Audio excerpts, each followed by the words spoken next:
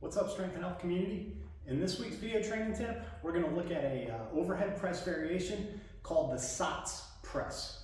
Now, the Sots press was named after an Olympic weightlifter named Viktor Sots, who was a very accomplished lifter. In addition to numerous titles, he won the world championships in both, I believe, 1981 and 1982 in the sub-heavyweight division.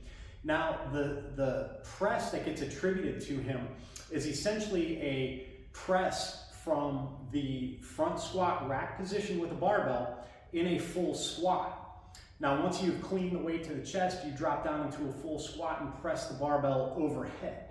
Today, we're going to be looking at the kettlebell variation of that, and I'll give you a couple reasons why I prefer this variation myself. But it's rumored that Sots pressed 120 kilos, so about 264 pounds or so, overhead in this position. Think about that, taking a 264-pound barbell, cleaning it to the chest, dropping into a full squat, and pressing it overhead from that deep squat position.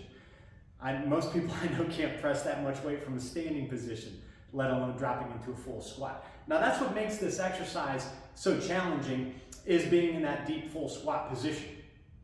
All right, so, I know I've talked in some kettlebell videos in the past about different ways to make a lighter bell feel heavy. We talked about bottoms up pressing.